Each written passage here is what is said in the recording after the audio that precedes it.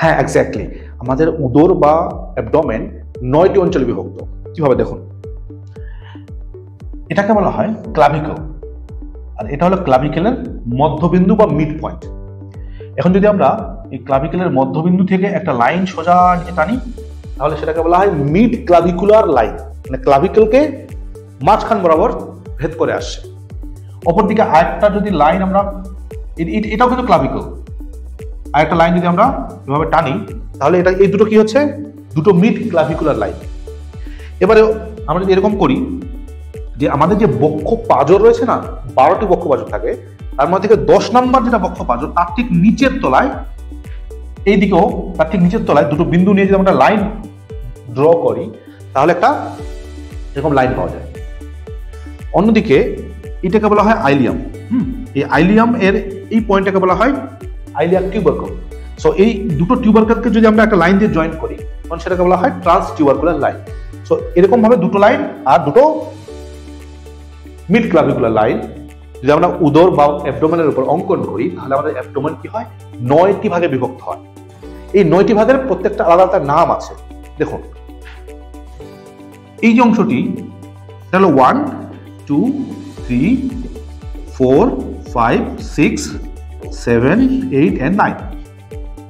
2 নম্বর অঞ্চলটি, 2 নম্বর অঞ্চলটি কি হয়, আমাদের এই এরকম কোনো জায়গাতে, আমাদের স্টমাক বা পাকস্থলী কিন্তু এরকম কোনো জায়গাতে থাকে। সো এই 2 নম্বর অঞ্চলটিকে যে জাস্ট স্টমাকের উপরে, তাই না, সেই জন্য এই 2 নম্বর অঞ্চলটিকে বলা হয় এপিগ্যাস্ট্রিয়াম। এপি মানে উপরে, আর গ্যাস্ট্রিয়াম প্রধানত পাকস্থলী বা স্টমাক। সো পাকস্থলী বা স্টমাকের যেহেতু জাস্ট উপরে থাকে, সেই জন্য 2 নম্বর অঞ্চলটিকে বলা হয় এপিগ্যাস্ট্রিয়াম।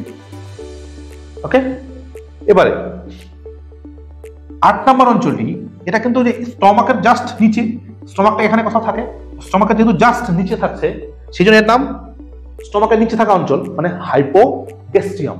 হাইপো মানে নিচে, আর গ্যাস্ট্রিয়াম কথাটা স্টমাক বা পাকস্থলী। তাই 8 নম্বর অঞ্চলটি হবে হাইপোগ্যাস্ট্রিয়াম, বা অনেক সময় এটাকে সুপ্রা পিউবিক রিজন বলা হয়। কেন বলা হয় অন্য কোনো ভিডিওতে বলবো। ওকে, এবারে 1 নম্বর অঞ্চল। এই 1 নম্বর অঞ্চলটি দেখুন, 1 নম্বর অঞ্চলটি কি হচ্ছে, এটা আমাদের যে বক্ষ পাঁজরগুলো রয়েছে না, দেখুন আমাদের যে বক্ষ পাঁজরগুলো সেগুলো এরকম হয়, এরকম হয়। তো বক্ষ পাঁজরের যে সামনের অংশগুলো, এগুলো কিন্তু হাড় দ্বারা তৈরি নয়, বরং তরুণাস্থি দ্বারা তৈরি, মানে কার্টিলেজ দিয়ে তৈরি। তো এখানে এই 1 নম্বর অঞ্চলের জাস্ট ওপরে এগুলো কিন্তু বক্ষ পাঁজর কি রয়েছে, এখানে বক্ষ পাঁজরের তরুণাস্থি অংশগুলো রয়েছে। তো যেহেতু এখানে তরুণাস্থি অংশগুলোর ঠিক নিচে 1 নম্বর অঞ্চলটা রয়েছে, সেই জন্য এটাকে বলা হয় হাইপোকন্ড্রিয়াম। হাইপো মানে নিচে, আর কন্ড্রিয়াম মানে তরুণাস্থি বা কার্টিলেজ। সো কার্টিলেজের নিচে থাকা এই অংশটিকে বলা হয় হাইপোকন্ড্রিয়াম। এবার পেশেন্টের যেহেতু এটা রাইট সাইডে রয়েছে, সেই জন্য রাইট হাইপোকন্ড্রিয়াম। ওকে, উল্টো দিকে 3 নম্বর অঞ্চলটাও কিন্তু হাইপোকন্ড্রিয়াম, কিন্তু এটা পেশেন্টের লেফট সাইডে রয়েছে, সেই জন্য লেফট হাইপোকন্ড্রিয়াম। ওকে, এবার আমরা আসি এই 4 নম্বর অঞ্চল। 4 নম্বর অঞ্চলটিকে ঠিক আমাদের কোমর বরাবর রয়েছে, মানে লাম্বার রিজিয়ন বরাবর।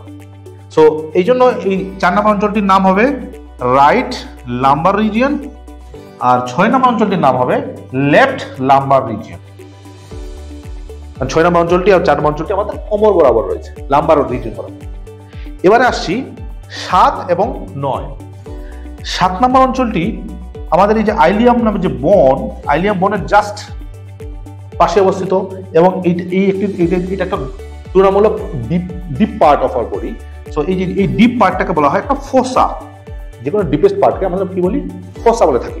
তো যেহেতু এটা আছে আমাদের পেশেন্টের রাইট সাইডে, এটাকে বলে রাইট আইলিয়াক ফোসা, RIF।